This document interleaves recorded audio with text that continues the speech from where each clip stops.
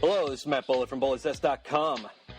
For this BullardsDesk.com political podcast, we did it in honor of the United Nations International Day in support of victims of torture.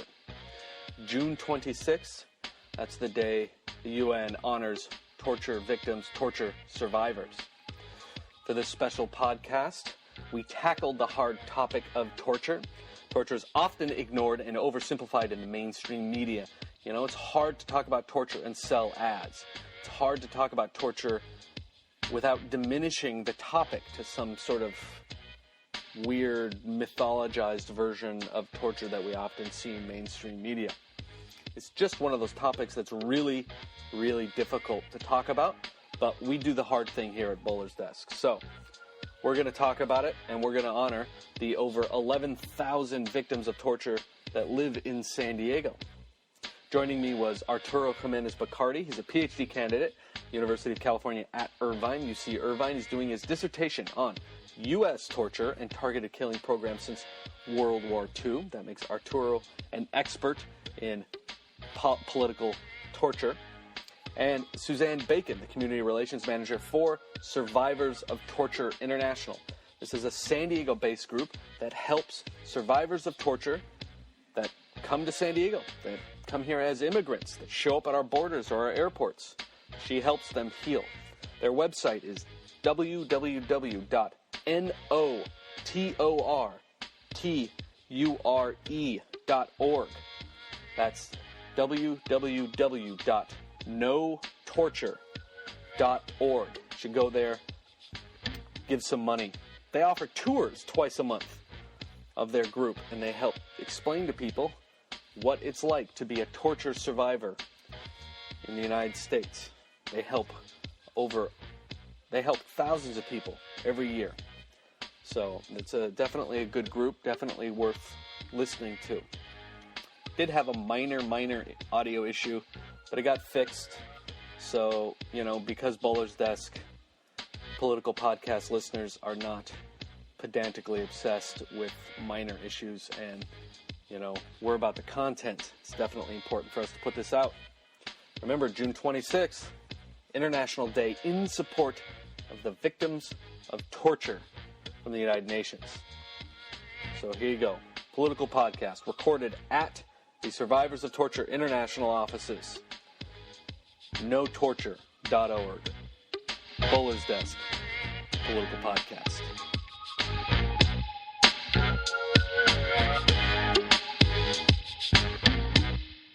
Yeah, so I look at the evolution and I compare different targeted killings and torture programs that the U.S. has created during wartime since World War II. And so I've found, depending on how you count them, 12 different programs on targeted killings. So going back to the assassination attempts against Fidel Castro, Patrice Lumumba from the Congo, Castro being from Cuba, and Rafael Trujillo from the Dominican Republic, and all the way in Gaddafi, they tried to kill him during the Reagan administration and so on, and then 4 torture programs, or enhanced interrogation technique programs, whatever you want to use.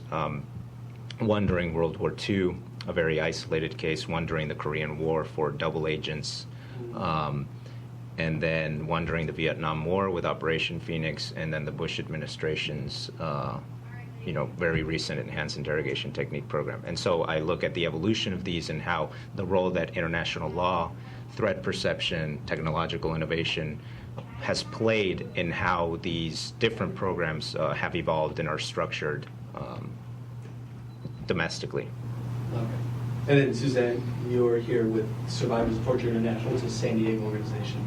So tell me about Survivors of Torture International. Sure. Well, we're a nonprofit organization, and we are here to provide healing services for people who've survived politically motivated torture in their home countries. Many of them are coming here either as they're seeking asylum or because they've been persecuted in their home countries and tortured, or they might be refugees who've also suffered from torture. And so we do mental health, access to medical services and social services, helping them to rebuild their lives here in San Diego. So you put sort of a personalized face on more of the academic things that Arturo's talking about. So I think first it's kind of important to kind of define sort of what torture is, right? I mean, people think of torture as, like when they go to the exhibit at the Museum of Man, they kind of think of it in these kind of romantic terms. But to define what it is sort of legally within the United States and then on the outside the United States, what does that mean? Arturo. Well, I guess outside of the United States, torture has been mainly defined through international treaties. And this goes, and they depend too. So first they started with treaties governing warfare. So like the Geneva Conventions, like the Hague Conventions. The Hague Conventions, the definition of torture was very limited, very broad. And then the Geneva Conventions did a much better job at defining them. And then you have the Human Rights Treaty, the International Covenant, or the International Convention Against Torture and Other Cruel and Inhuman Treatment. And so that has a quite specific definition of torture, and usually that's the one that international courts, international tribunals, and also domestic courts, and a lot of constitutions have now adapted that same language. In terms of the U.S., there's also different definitions of torture. So you can have certain definitions of torture inside the U.S. legal system. So police in the U.S., based on courts, decisions and so on and so forth, have had different definitions of what torture is in the U.S. Then you have the military definition of torture, and that has also changed over time. So in the American Civil War, there was quite a bit use of torture from both sides. And interestingly, in the U.S. war against the Philippines, so right after the Spanish-American War, that was the first time, say, that the United States started doing court-martials against waterboarding. So all the way back in 1898, the U.S. military defined waterboarding, that specific procedure, in their military court system as being torture. And the Bush administration tried to change that, basically 100-year-old precedent. But in the military, it's different than in the U.S. legal system. I mean, there you have the Uniform Code of Military Justice and different types of treaties that define what kind of interrogations are allowed and which aren't. And then you have the CIA, which uses different standards also than the military. So, and this is give me like the sort of the national standard, like within the United States, how would it be defined? Well, it goes everything from cruel and inhuman treatment to the use of severe pain and possibly also psychological pain and damage. I don't know if you want to add anything. Yeah. Also, the Torture Victims Relief Act defines, as you're saying, it can be severe physical or mental pain or suffering that isn't part of a legal action. Type of punishment. Because there does seem to be kind of a certain amount of subjectivity to this, at least within. I mean, you get different interpretations in California than you will in Arizona. That's for sure. Mm-hmm. And so it's. You would think something as severe as this, or something that most people would say, "Oh, I'm opposed to torture," that it wouldn't be as subjective in a way, right? Does that make sense? Yeah, I don't know. I mean, severe mental anguish, I guess if you're the person suffering it, it can be, I don't know if it's that subjective. I think we've started, you could speak certainly more to that, but the U.S. has perhaps made it more subjective. But when we talk about it in everyday terms, helping people understand that it's not usually happening, that it's not usually an enemy combatant, or we're trying to get information from them in the world. It's usually that a government is trying to keep control over its population, and so they're using torture to try to control people, instill fear in the population. Or it could be that the government is unwilling or unable to protect a certain group of people that are being targeted, and it's happening under. It's for our organization. It's government-sponsored, state-sanctioned torture. So this is a government trying to oppress a group of people through torture. Yeah. So within, people make the argument that, criminal defense lawyers will make the argument that solitary confinement is a kind of torture. So in Britain, absolutely, you've already had some precedent there that solitary confinement is a form of torture, and there's a lot of psychologists now in the United States that are defining solitary confinement as a form of torture. But it does go into this idea, the subjectivity of what is torture, and certainly different methods over the years have changed. Just like with the death penalty, I mean, what is cruel and unusual has also changed over the years as well. And I think to some extent, unfortunately, at least in the United States, when I see polling data, when it starts getting quite specific, you would sometimes, I'm surprised at some of the poll numbers. So when it comes to things like electric shocks, you do get a strong majority of Americans that consider that to be torture.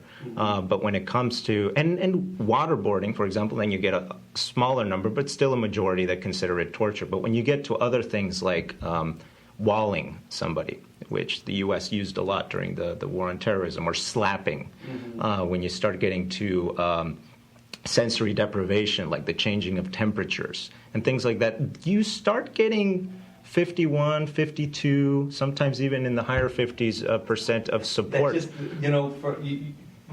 you hear these things, and then you think that's horrible. You know what I mean? That it's you're saying 51% of people would support using that things. Type of technique. Yeah. Has there been a shift post 9/11? Well, yes. So the part of the problem is that a lot of the polls prior to 9/11, first of all, they were very sparse. So there was like one in the 1950s and so on and so forth. And second, they weren't as specific. The post 9/11 polls are a lot more specific because you have certain techniques that you can ask them about. You can ask them specifically about waterboarding, whereas in the past you don't have that. You know, in 1960 they didn't ask them what they thought about waterboarding. So. It's okay. Go ahead. Yeah. So in terms of the long term trends of public opinion towards specific techniques like that, we just don't know because in the past they would ask them more broader questions like torture or something like that. But since 9/11, what has been interesting is that during the Bush administration, actually, support for a lot of these techniques started going down. Was it during the Bush administration? Yeah, so shortly after Abu Ghraib. So that's March or April of 2004. Until about 2007, support started going down. It was in the 40s, the people that supported, torturing these techniques. But since the Obama administration has come to power, it's kind of gotten more support, surprisingly. So now some of the polls suggest, the highest one I've seen is like 56% approval rating. Why would anybody? I don't know. I mean, what's going on sort of in the kind of the national psyche that makes people think this is an okay thing? I think part of it is our popular media and fear. We've had people come up to us, especially our executive director tells the story a lot about people coming up to her who are who were veterans from World War II, saying, "This is not the country I fought for. This is wrong what's happening." But when you do the polls, it's often the younger people who are thinking that torture maybe isn't so bad.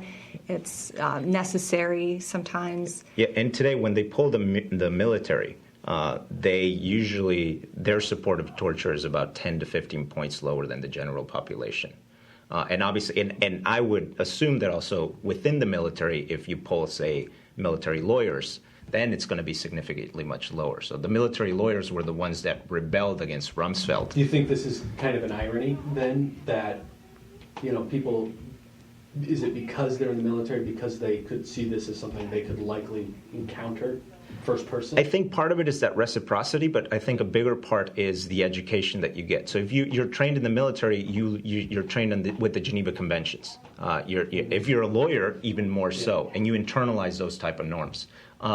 Whereas if you're in the general public, your education of torture are things like the TV show Homeland or 24 and things like that. And Alias. And there's some interesting. It's constant. Yeah, there's an interesting study by Amy Zegart from Stanford University where she's looking at this polling data, and they're doing some experiments, and they found that people that watch 24 and Homeland are about 15% more likely to support torture than those that don't. And it's not clear whether it's a select group that already go see those kind of shows, or whether the shows themselves are increasing popularity. That's a whole different. Right. That's a whole different question there, right? Yeah. I mean, that's can people be programmed into thinking a certain way because of media? Right. I mean, but I feel like there's a certain amount of like naivete and and almost they're romanticizing. People are romanticizing what torture is,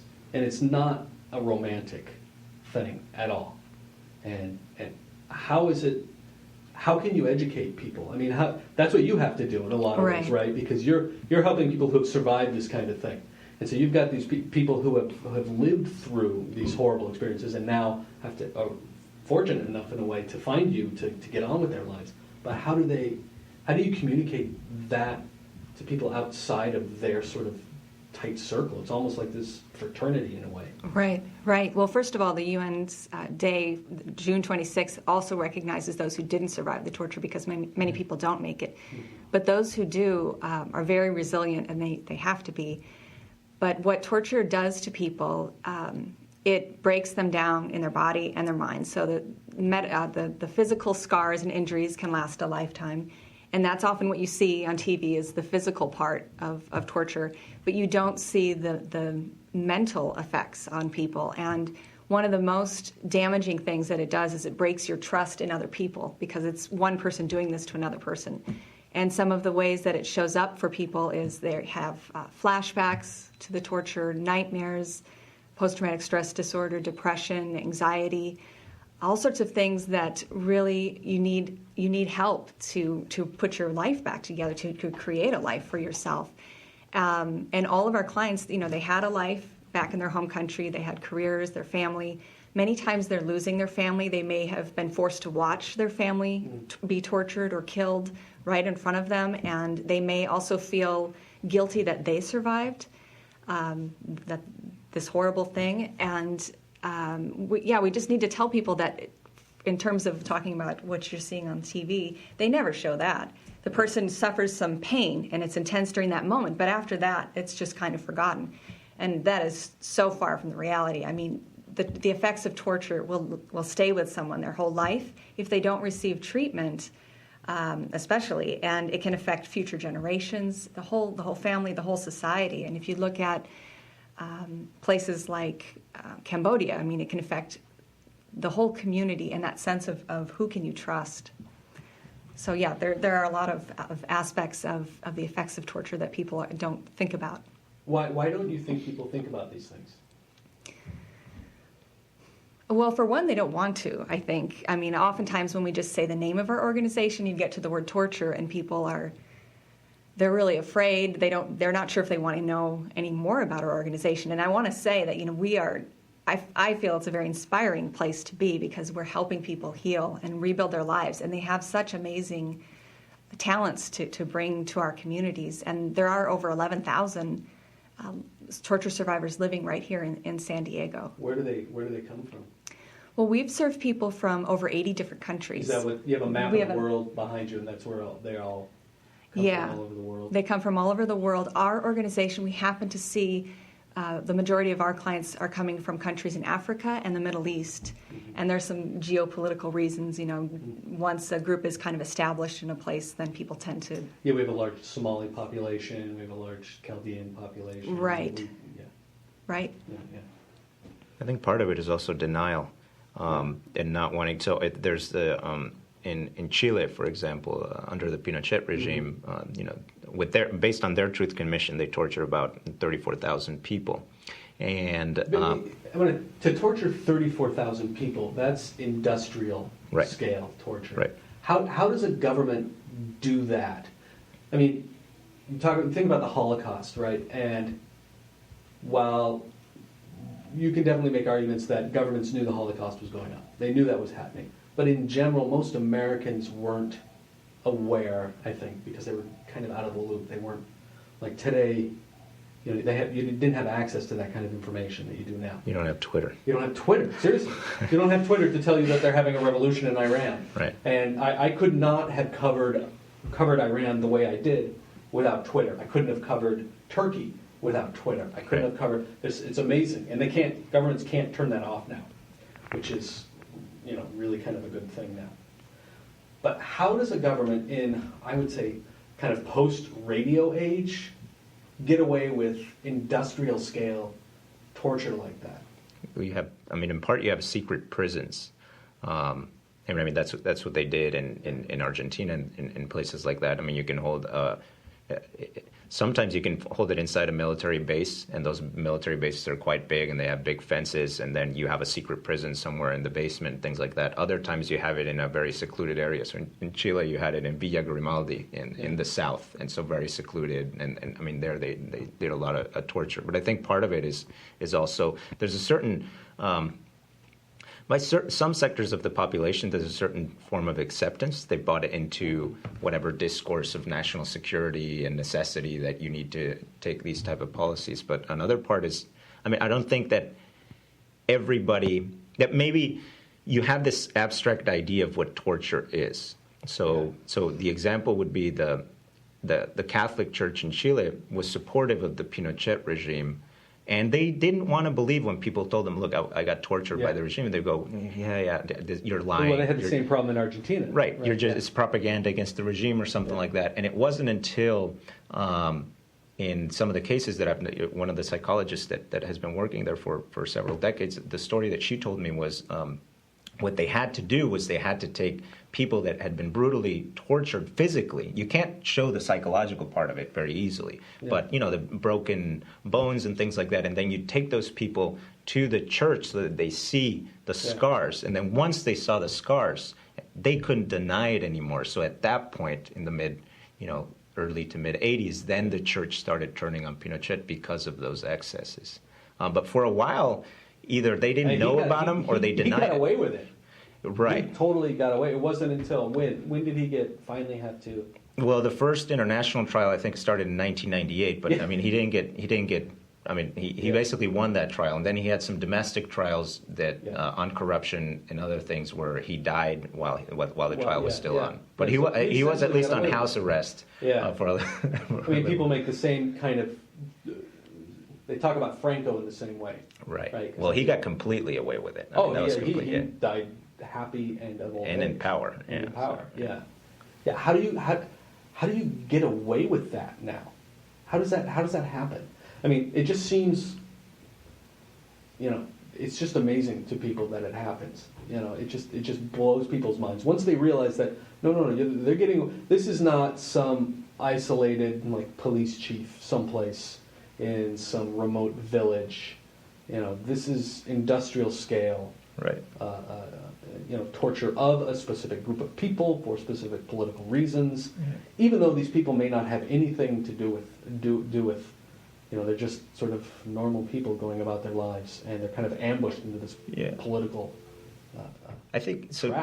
Two things I see a positive trend and a negative trend. In the positive trend, here Latin America is actually a good case of the world, where Argentina, most of the torturers and the military leadership have been tried and have been successfully tried. And recently you have, with Rios Montt in Guatemala, and in a lot of these countries, they're getting rid of the immunities that were set as part of the transitional period from dictatorship to democracy. So you do start seeing this wave of domestic trials against former dictatorships that I think have been quite successfully, especially in Latin America, maybe not so much in other parts. But then you have this other new wave, which it's the model of the U.S. and of the Bush administration. And that is that you get lawyers to approve these techniques. And so even if the Bush administration, let's say hypothetically, it's almost impossible to happen, but let's say the United States were to be tried in something like the ICC, and let's say Donald Rumsfeld or Bush were to be tried, just hypothetically speaking, they had approval from the lawyers. So George Bush can stay, he's not a lawyer, and he can sit there and say, look, I had approval from the lawyers. They told me this wasn't torture. In terms of defense, he's got a rock-solid case for not getting tried because he did it under the law. So you might have to go after the lawyers, but that might, some people would feel that that's a very negative precedent to set. But that's another trend. Whereas in the 70s and 80s, when people tortured, there was no legal structure to approve it. They just tortured them. With the Bush model, you're setting this legal structure that can make it extremely difficult for any type of legal accountability. The CIA called this their legal shields. Because if you get the lawyers to approve it ahead of time, it gives you this, almost this immunity from prosecution because you're acting in good faith because you asked a lawyer to do so. And so that might cause, if people adopt that model, it might cause problems for future prosecutions. Have you seen anybody adopting that kind of model? As far as I know, no, but I haven't done, comparative cases of beyond the U.S. Not just yet. Yeah, not yet. Nothing obvious, nothing in the No, news. nothing that stands out. I don't know if you've... Because right now it seems like they are these isolated, like in Somalia, which are largely kind of these lawless countries, and that's where a lot of San Diego's torture survivors come from. Mm-hmm. Well, I wouldn't say, you're saying it's isolated? Well, no, it's not isolated. It's not like a legal defense. It's just... It doesn't have this clear legal structure It's to try just and... kind of like whoever's in power is persecuting this group of people. You- Okay. But so he was talking about this legal structure, and most countries these days that we're aware of aren't doing things in that way. Well, some would say, Amnesty International cites that there are at least 100 countries in the world systematically practicing torture. So Who's sort of the top? Who's on the top of this 100 list? well, Syria. Syria. I couldn't name all the countries, but you also need to look at why people are tortured. Yeah. And for our clients, some of the common reasons are taking control of the person's land, their possessions, their bodies, such in the case of women, trying to control them, their religion, their ethnicity, their sexuality or their sexual orientation. Lots of things, the political beliefs, their standing in the community, a lot of things that we take for granted here, that there is a legal structure in place to protect you if you are persecuted under something for your religion or something. We have systems in place in the United States to protect that person in general. But in many other countries, it's kind of, the government might be unwilling or unable. They look the other way if the police are persecuting people for whatever reason. Well, in the case of Syria, you look at the Assad regime, and that's kind of what they're known for. You know, I wish Rick Epps could have gotten off of work to come, because he spent time in Syria, and we've talked about Syria before, and how if they come, talks about Syria as this proxy war between the United States, Europe, Russia, China, how we're both sides are funneling guns and weapons, and the people in Syria are stuck in the middle. I had this other friend who spent time in a refugee camp, and on the border of Turkey, and for her, she says that the Turkish government persecuting these groups of Syrians was a huge part of the problem, and she became frustrated that she couldn't communicate what was going on to the rest of the world with enough of a loud enough voice. So, I mean, your map is full of red dots or red arrows. How do you communicate this message to people in Claremont, you know, who just aren't grasping that this is something that's part of some people's everyday lives? Right. Well, there's two parts to that. One, I think that people are aware of torture happening in the world. They're just not thinking of putting it under the word torture, because you hear about police brutality in other countries and these things and that we would consider to be torture. And so they may not realize that they have more exposure to it than they know. We also do what we call the Journey to Healing tour. I mean, this is on a small scale. We invite people to come to our office, spend an hour with us, learn more about what our clients go through, the ways that we are helping them rebuild their lives, and that there is hope for them to join our community and be a part of our community. And we've had former clients who've now started their own organizations, working at other social services agencies, having their families grow up here. Many people may not be aware that there are also youth torture survivors who maybe the children were used to get to the parents, or they're secondary survivors where their parents went through something, and so now they're feeling the effects in the family. And we resettle thousands of refugees in San Diego every year. And there have been studies done that show that between 5 to 25% of refugees may also be torture survivors. So there are thousands living here in San Diego, and people may not be aware of that. And so we want to get the word out that this special population is living among us. That's not something people are usually going to share with you right away. And sometimes as Americans, our first reaction is, well, that couldn't have really happened. I don't believe that really happened to you. So they have many reasons why they may not want to share that right away, but we want to be open to that possibility that people might have been through something like that. Is there kind of is there a typical sort of path that a lot of survivors go on once they come here? Well, it kind of depends if you're talking about an asylum seeker. Let's take a typical asylum seeker. Okay. So this would be somebody who has made a perilous journey across the world looking for somewhere to call home that is safe for them. So they'll come to our border and sometimes ask for permission to stay. And then that starts a legal process in motion where a judge will decide, do we believe this person or not?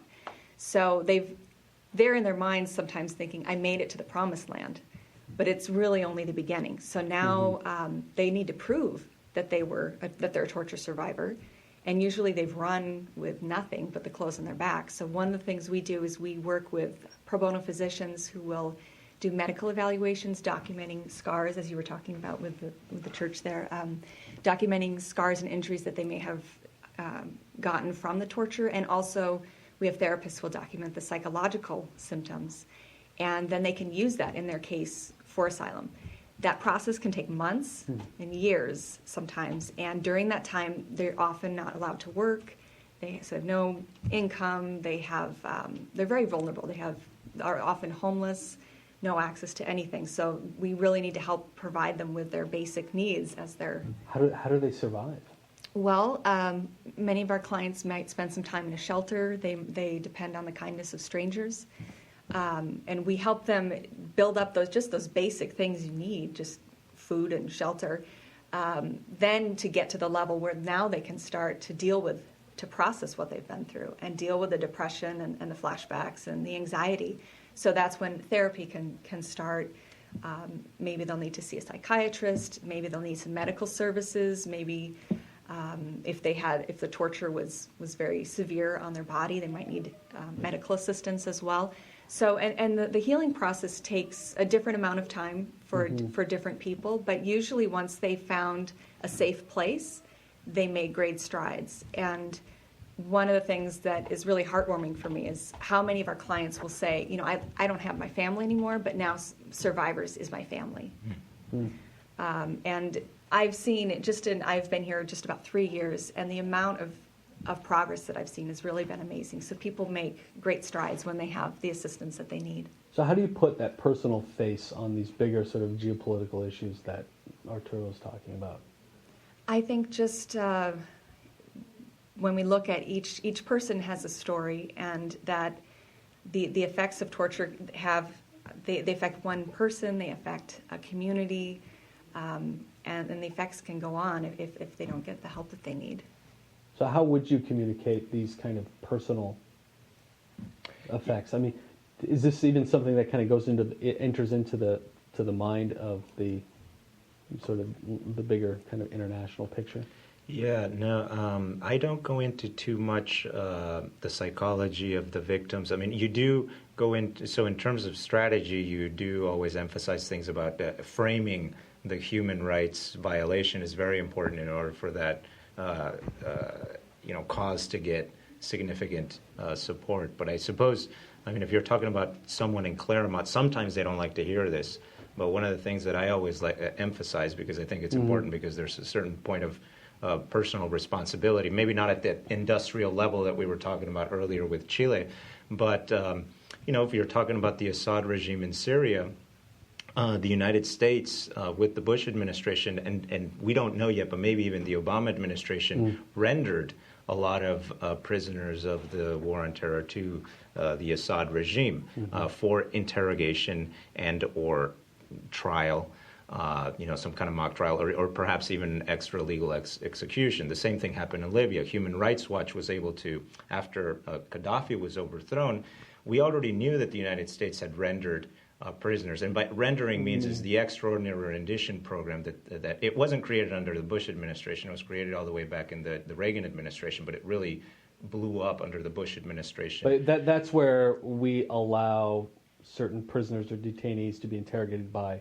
or tortured by Right. other So countries. first, the United States So captured someone. We capture like, someone and we give them to the Egyptians, for Right. example. Exactly. And so, and you send them into countries where the United States itself, the State Department comes up with these human rights reports every year. So let's say with Egypt, and if you read the Egypt reports, it says that there's endemic torture and all this kind of stuff, and that there's still extrajudicial killings. And so the Bush administration, what they did is they took a lot of these individuals where they kidnapped them from all over the world, from Europe, from Africa, and so on. Well, there's a famous case of the guy in Germany that was kidnapped. Exactly, exactly. And so, I mean, the case of Gaddafi was really very enlightening, because now the Human Rights Watch was able to get all these documents from a regime, that normally you can't get these documents. And so you saw the level of cooperation between the United States and the Gaddafi regime when it came to those types of prisoners, and they got brutally tortured. And so the United States is playing, in this case, a direct role in terms of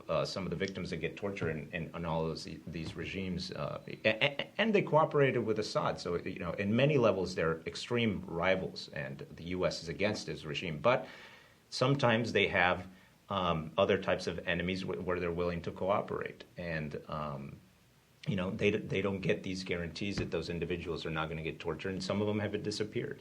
And so some of the things that I emphasize is that to look at the role that your government is playing in all of this, because that's where you're going to be able to have the most influence. If China tortures, like it does, the United States or someone in Claremont may not necessarily have a lot of influence over Chinese government policy.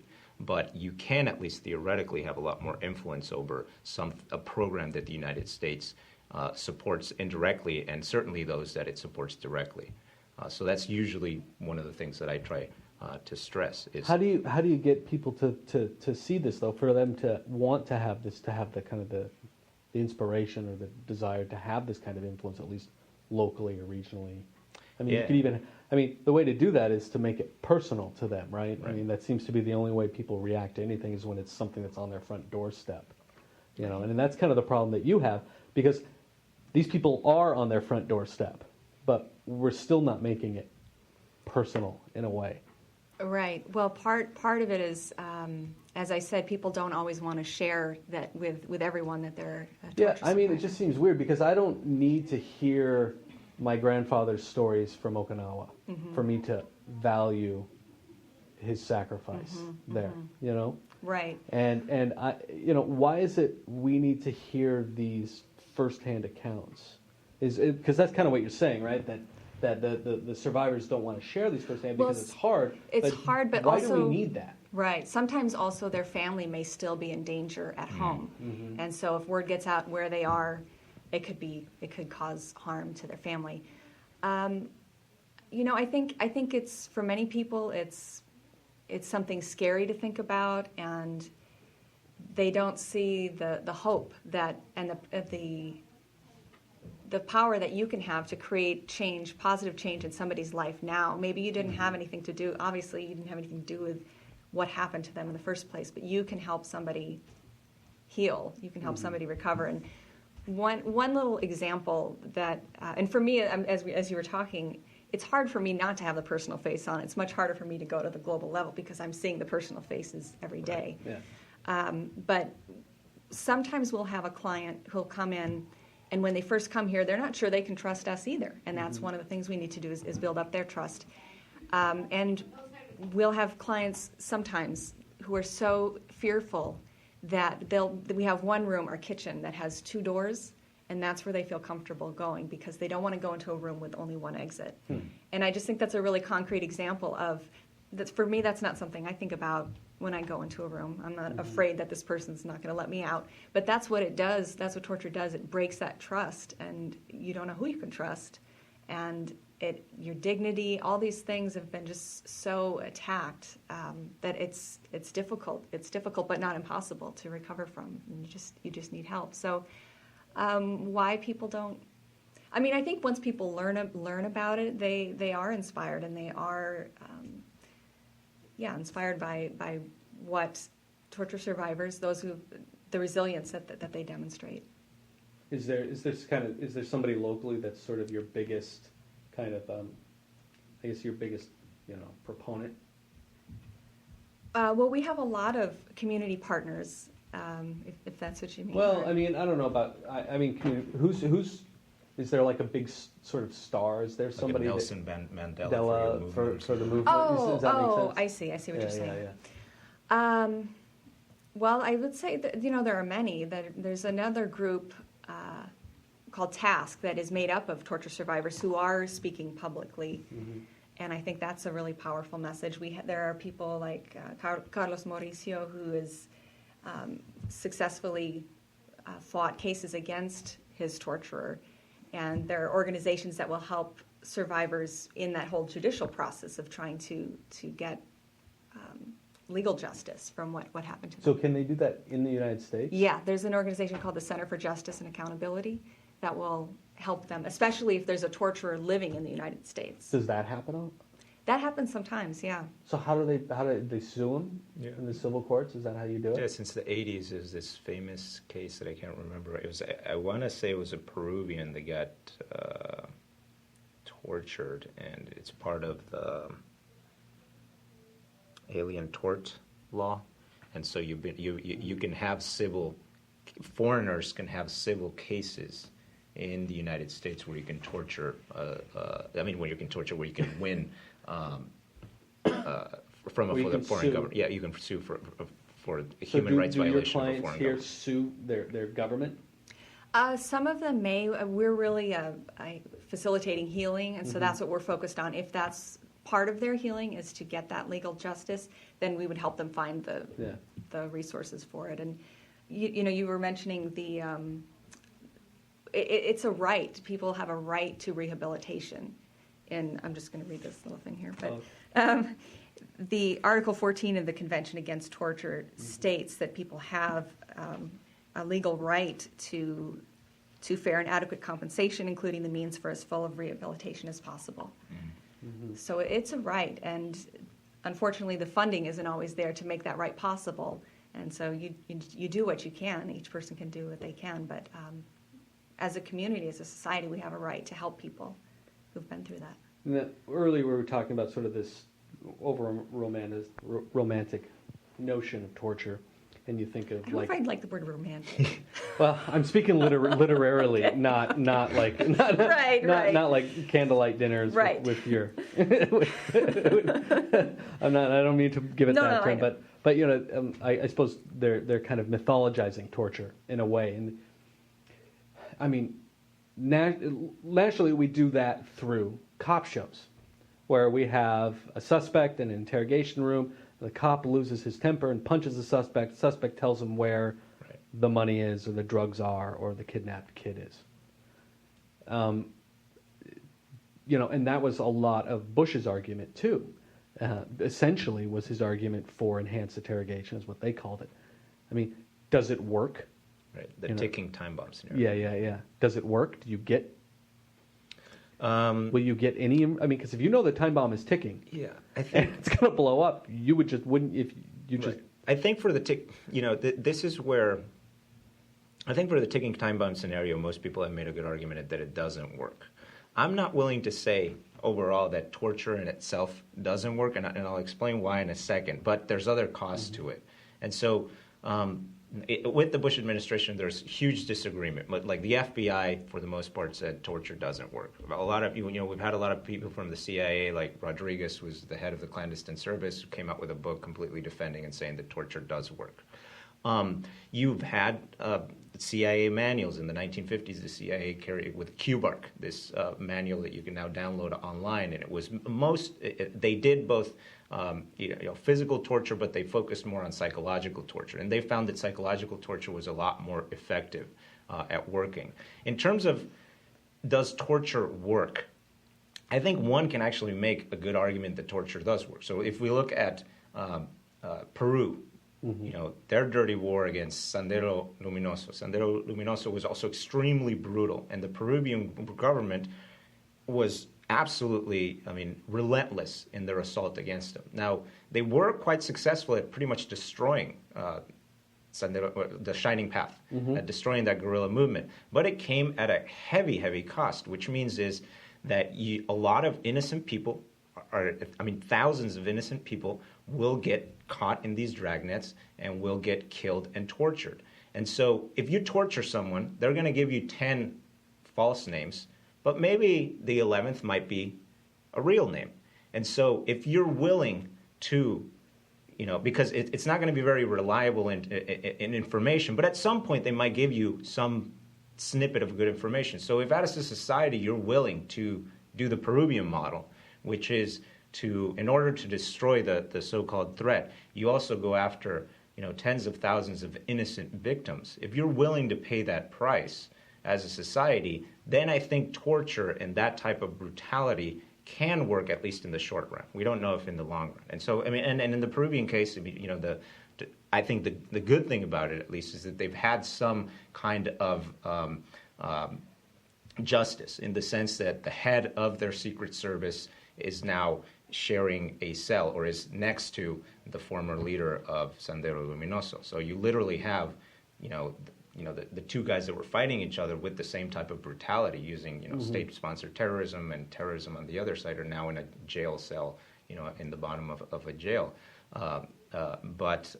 So that case, one could argue, look, they were very successful at destroying this guerrilla insurgency, but at what cost? And so in that case, torture might have worked, but 90% of the people that got killed and got tortured were completely innocent.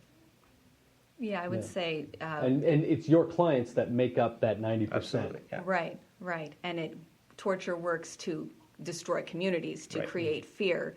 Does it work to get correct information? Well, there's a report right now sitting on Senator Feinstein's office that says, no, it doesn't work. And that's one thing people can do today, if they're listening, is write to Senator Feinstein, ask her to appropriate more funds to the Torture Victims Relief Act, and also to release those documents describing the CIA enhanced interrogation program with as few edits, redactions as possible. Yeah, I should have emphasized that it does work, but non-coercive interrogation techniques work better, are more efficient. But if you want to use torture, for some reason you're... It's almost like what you're saying then is that non-torture works better. It works better. But if you like to torture people... Exactly. So Stroessner in Paraguay apparently loved to torture people, about 20% of the population, some estimates. He like got personal... Yeah, and there's a lot of reports that he was involved in, maybe not the torturing himself, but he was in the room where some people were tortured. He's the most famous Latin American, he was a dictator for about 4 decades. And in his case, he actually didn't kill a lot of people, but he loved to torture people, as in Paraguay. And literally about 20% of the population got tortured in Paraguay. And so, you can make an argument that Stroessner probably loved, he enjoyed torturing. He was at that level of kind of sadistic individual that enjoyed it. And, he was able to crush whatever mini insurgencies you had in Paraguay. Well, I think I was just going to say, how do we get our governments to react? You call Feinstein, but it doesn't seem like this is something that's top of their agenda. Why isn't this something that's on top of... I'm sure there's a lot of other things. You could say, oh, well, the recession is bad. You could say these are... But why can't we put this at that same level? Are we just tired of it? Is this something that we've seen so much of, since Cambodia and the killing fields and Vietnam and all these things? Or are we just in denial of it and not willing to talk about it? I don't. Well, part of it, in the U.S. is the Feinstein report. They're talking about this fantastic 6,000-page report that the Senate did an investigation, and that they refused to release it, to declassify it. Yeah. So Feinstein wants to declassify it. So certainly there's petitions out there that I've signed for that report to get declassified, because there's still a lot about the Bush administration's torture program that we don't know about. So getting, to some extent, is part of a successful human rights campaign is that you have to shame those individuals that committed torture. That's an important part of the process. So that, as an example, at least maybe Pinochet didn't get to go to jail, but he was certainly shamed. And his last couple of years, it was a very humiliating example in case somebody else in Chile decides to go that same route. And so for the United States not to repeat this, I think a big part would be maybe it would be too idealistic to prosecute some of the people that authorize these regimes. But what you can certainly do is you can shame them. And in order to shame them, you need to have that information. And right now, I mean, something that you could do is pressure the Senate and the White House to release the torture report, the 6,000-page torture report. That way, there can be another conversation about what the excesses of the war on terror under the Bush administration and shaming the individuals that were involved in it. That way it's not repeated. And that actually worked for a while. So the CIA, during the Church Committee reports in the 1970s, was extremely shamed with the assassination attempts, with the internal, the eavesdropping of Americans. It actually worked for a while. I mean, the CIA was very scared at doing these kind of crazy things for several decades. And it wasn't really until the Bush administration, and it was the White House people that were pushing for these things to get advanced. And a lot of people in the CIA didn't want to do it. They were the Church Committee generation that didn't want to go down that path again. And so, you know, in the U.S. it worked with the Church Committee reports of the 70s. So perhaps if you shame this generation, that could have some kind of long-term effect. I don't know. All right. Is there anything you want to add that you think we're missing out on? I know it's a heavy one. Normally, It is a heavy Normally, you know, we have these kind of, they're more casual, and slightly obnoxious discussions. You can't really be obnoxious about a subject like this. You can't make these jokes. It's too soon, right? Well, people often do. When I tell them where I work, they'll often, I think that's a defense mechanism too, Right. is to make a joke about it. Or they'll say, well, you know, bad guys deserve to be tortured. And I think that's a common thought, but it's what the thing I That's that return with 55% is that we were talking about, right? who's now. determining who the bad guy is, and you can look example after example of, you know, in our own country where the bad guys, years later you look back and say, how did we let that happen? Yeah, we still So have I think innocent it's- people in Guantanamo that the U.S. Yeah. government has deemed that, There's you no know, through reason to hold investigations, them. that they're no threat whatsoever, and they've been held there now, you know, for almost a decade. Did you hear that the Slate released? They had the Guantanamo stories, and they read them, and they actually posted them online with their reading, and it's kind of haunting when you listen to them, because it's this guy's personal story of being in Guantanamo, but at the same time they had to clear it through channels, so there's sections that are redacted, and what they did was for every line that was redacted, they actually read the word redacted, and there's certain points where he's telling his story. It's almost like it backfired more on them to redact it, because then your imagination just goes wild. Right. He tells these stories, and he says, and then they came and got, and then, you know, redacted, and then, you know, brought him back, you know, with, you know, in pain or with his legs broken or something like this. And then he explained to me that and then they just go on for like 5 minutes, and all you hear is this monotone kind of redacted, redacted, redacted, redacted. And that's Guantanamo. And that's not Syria. Right. That's not us taking people that we've rounded up and sent to Egypt to soften them up before we go in and get our questions.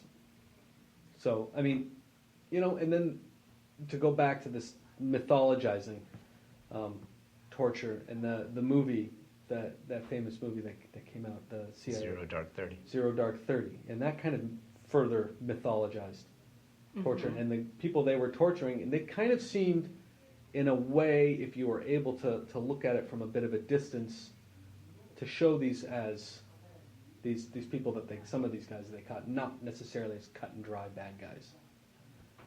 Right. You know, I don't know. It just seems weird that we would be aware of this, and yet still continue to support these things. I think as long as it becomes something that's so far from you, or it's just on TV, or it's hard to imagine to realize that it's really real and what the effects are on people. That it can destroy people, and to bring them back takes a long time, and there's so much pain and suffering that people have to go through from this. People. Yeah. But there's this presumption of guilt, and then there's this fear factor that basically gets people to, and it's these other people. It's Right, not affecting exactly, us. making them the So other. there's all these different elements that just get 50% of the population to be okay with it. And in the Republican national debates this time around, you didn't even have John McCain to at least have one candidate to be opposed to. The only guy I think that was Right, had military service, had been tortured himself. And had been tortured. Yeah. Right, so very different. I mean, but in the last field of candidates in the Republican Party, I mean, it was frankly. I mean, this has become like the political hot potato. I mean, Right. Even Obama can't really take a position too strenuously against torture because. No, I think on torture he does. I think on that he does. He doesn't on other, Well, it seems like he does publicly, but there's really not a lot that he actually does.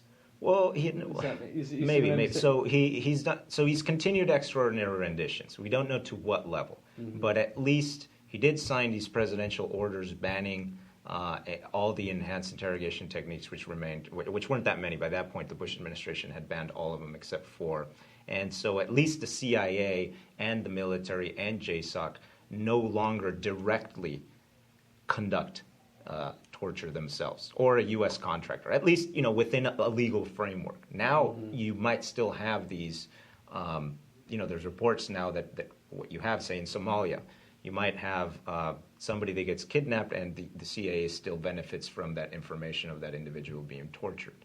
But I still think that that's a level below being directly involved in, setting up this network of torture where it's your own your own soldiers, your own CIA case officers that are engaging in torture. I don't know if I do think that that's a step. That's a step in the right direction. Yeah. I mean the other. It's not as far as you it's want. Not. Yeah, it's not as far, but it's not as bad. I mean, he still hasn't let the what is it, 80 or so out of Guantanamo.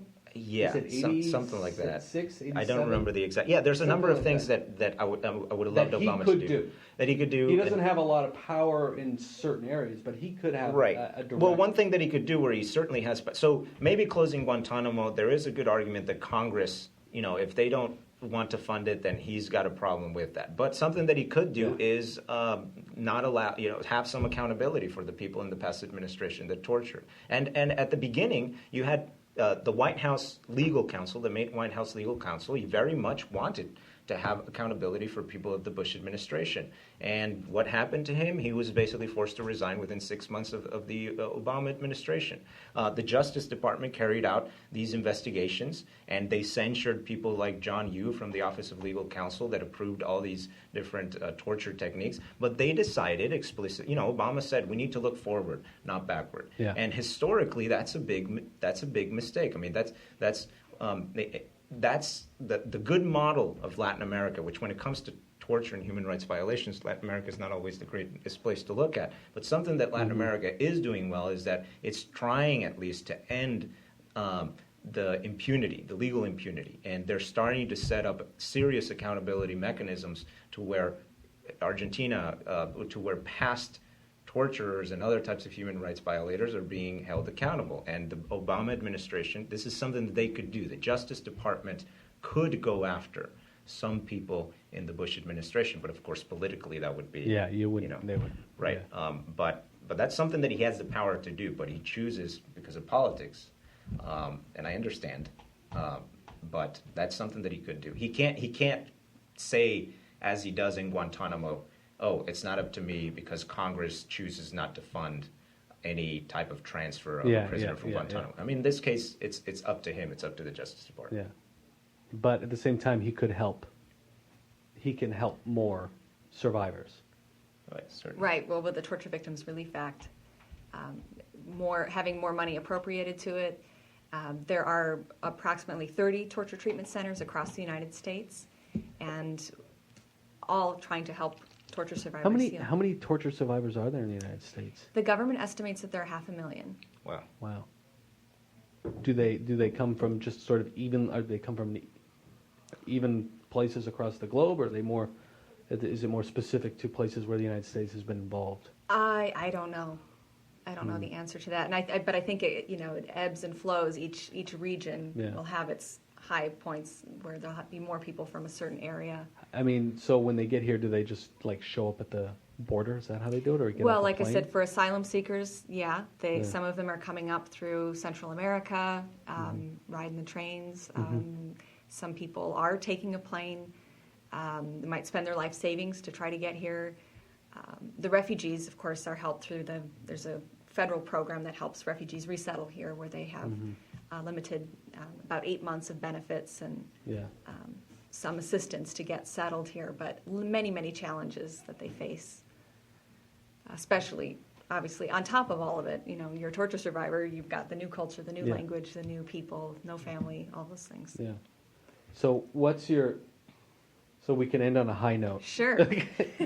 Give me your favorite success story. Okay. I think probably one of my favorite success stories, I'll call him Abdi. It's a young man from a country in Africa, and he had been involved in a peaceful political demonstration, and he was imprisoned. Everybody who was involved in that was imprisoned, and he was for several months, and he was tortured. Well, he had connections with a religious group that was able to get him out, and he made this long journey trying to find a safe place to be. He came to the United States finally, to San Diego, and he was in the detention facility that we have at the border. Where The one in Otay. Yeah, where people sometimes are. When I won an Emmy for that story on that thing. It's the privately funded Corrections Corporation of America detention facility. It's really a prison where they hold undocumented. They've got people that have been there for years, and they have no country to go back to. That's another right. podcast. But some of our clients are there, Yeah, and They're just stuck there until they get. The rules are often changing, but it can be sometimes whether if they can kind of prove who they are, and many times they don't have any documents. And I don't know all the rules, but they do change from time to time. But there are other organizations that will help provide pro bono legal services to them, like Casa Cornelia. And so many times a lawyer will refer, well, so in this case, Abdi, going back to Abdi, he was referred to us to get those evaluations, the psychological and the medical evaluation to use in his case. And eventually he was released from the detention facility, but he was very depressed. And in his country, mental health was kind of foreign. And so I remember when he told me, I didn't realize that it's not just frowned upon. It's like it doesn't exist. It's just sometimes the words aren't even in the vocabulary to talk about depression. It's not really part of the culture to recognize that the way it is recognized here. So he was depressed, and he wasn't in doing the things that he'd like to do. He wasn't interested in doing much, leaving the house or anything. So he started seeing a therapist here on a regular basis, and eventually he was granted asylum, and he had permission to work. He started working at one of the fast food restaurants in town. Then he started driving a taxi. And then one day I got a call from him, and he now is working with another agency in San Diego that's helping other newcomers and helping them with that whole process of getting used to living in this community. And that all happened within about 2 years. And the change in his demeanor, just going from being obviously depressed to this happy, cheerful person that has so much to give to our community. One of my own personal favorites. So stories. his process of healing is to help other people. Yeah, and many of our clients have that as they want to get involved in human rights. They want to have a positive impact and try to make sure that this kind of thing doesn't happen to other people. So how do people get involved with your group? Well, we have our website, www.notorture.org. There'll be a link. N-O torture. And is there like if people want to give, is there like a PayPal? Yeah, we have a donate button there. Good. Thank you. And we also, as I mentioned, we do what we call the Journey to Healing Tour. And that is where you can hear many more success stories. You can learn more about the services we provide, and actually come here and hear from one of our clients, their experience with working with survivors. And we do those twice a month, and so you can find the schedule also on our website. And that would be just the first step in to learn more about us. And we're always looking for volunteer drivers, for people to donate, for people who might be willing to donate their services as a physician or a dentist. We have many therapists that work with us all throughout the county. And yeah, people who are interested in helping us, we'd love to be in contact with them. All right. Thank you. Well, thanks for spending time and talking about such a heavy subject.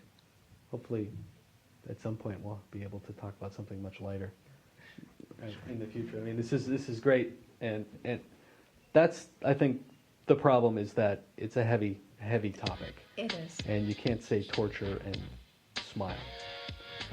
Famously, there was this photojournalist, James Nachtwey, he did a book about torture victims. And one of the problems he was talking about with photojournalism is like, you can't sell a Rolex with a picture of a starving baby.